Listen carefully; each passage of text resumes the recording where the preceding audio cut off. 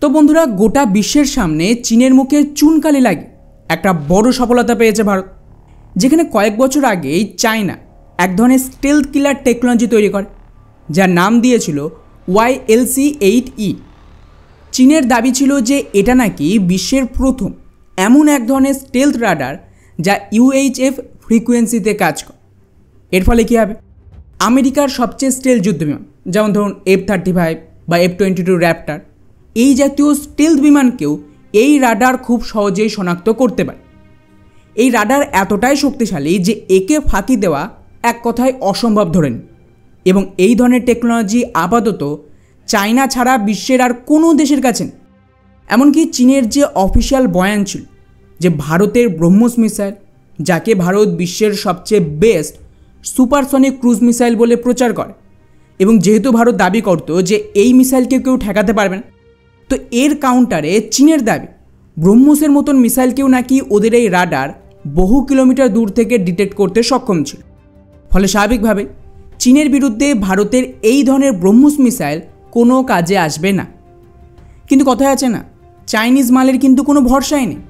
এটাই হয়েছে, চীন এই রাডারকে নিয়ে এতটাই কনফিডেন্ট ছিল যে 2023 সালে ওদের বায়ুসেনা এই রাডার ব্যাপক মাত্রায় মোতায়েন শুরু করে নিজেদের সমস্ত এয়ারবেস আর ভারতের কাছে তিব্বত, যার দরুন চীনের কোনো একটা এয়ারবেস থেকেই চায়না বেশ কিছু রাডার পাকিস্তানকেও হ্যান্ডওভার করে গিফট হিসেবে।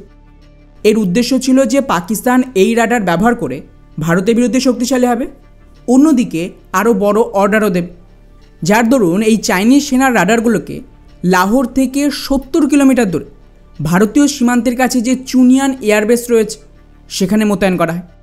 এটা খুবই গুরুত্বপূর্ণ একটা এয়ারবেস ছিল ভারতের বিরুদ্ধে কাউন্টার অ্যাটাক লঞ্চ করার জন্য, যার দরুন এমন একটা বেসে এই রাডার মোতায়েন করার ফলে আশেপাশে প্রায় 500 কিলোমিটার এরিয়াতে কোনো ভারতীয় যুদ্ধবিমান ঢুকলে তাকে এই রাডার ডিটেক্ট করতে পারত, আর 700 কিলোমিটার দূর থেকে ভারতের মিসাইলকেও ডিটেক্ট করতে পারত। অর্থাৎ সহজ ভাষায় এই রাডার ভারতের ভেতরেও নজর রাখতে সক্ষম ছিল।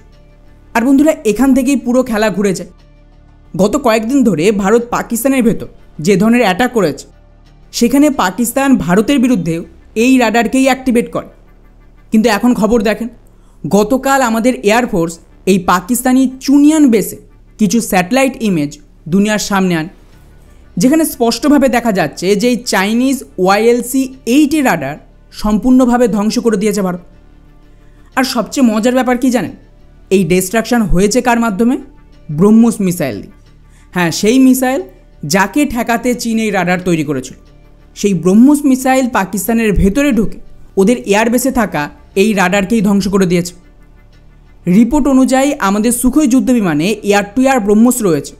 কত কিলোমিটারের ব্রহ্মোস ব্যবহার করেছে সেটা তো বলা হয়নি, তবে এই ব্রহ্মোস এ দিয়ে আমাদের সুখোই যুদ্ধবিমান এই অ্যাটাক করেছে। মানে জাস্ট ভাবুন যে এটা চীনের বেস্ট অ্যান্টি স্টেলথ টেকনোলজি, যাকে তৈরি করা হয়েছিল আমেরিকার F-35 বা F-22কে ঠেকাতে।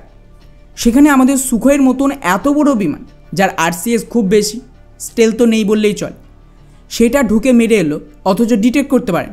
তাহলে ভাবুন ওদের যে সমস্ত পুরনো দুর্বল রাডার রয়েছে তার বিরুদ্ধে ভারত কী ধরনের তাণ্ডব চালাবে। আর এই ঘটনায় গোটা বিশ্বে চীনের মুখ পুড়িয়েছে। খবর আসছিল যে সৌদি সহ বেশ কিছু মুসলিম দেশ এই রাডার কিনতে আগ্রহী ছিল, যেটা তো আর সম্ভব না এই ফেলিয়ার দেখার। আর তার চেয়েও ভয়ঙ্কর বিষয়, চায়না ভারতের বিরুদ্ধেও এইসব টেকনোলজি ব্যবহার করছে। তো জাস্ট ভাবুন যে কোনোদিন চীনের সাথে লড়াই হলে চীন কী করবে। পাকিস্তানের কাছে তো তাও আমেরিকা, ইউরোপ সব দেশের হাতিয়ার ছিল, চীনের কাছে সেটাও নেই। ফলে আশা করি বলারই প্রয়োজন নেই যে কেন ভারতকে এই রিজনের সবচেয়ে শক্তিশালী দেশ বলা হয়। যেমন আমাদের দেশীয় টেকনোলজি, তেমন আমাদের ট্রেন। তাও কিন্তু ভারত পাকিস্তানের ওপর পুরো দম লাগায়নি। আমাদের ব্যালিস্টিক মিসাইল, সাইবার অ্যাটাক, এগুলো তো কিছুই হয়নি।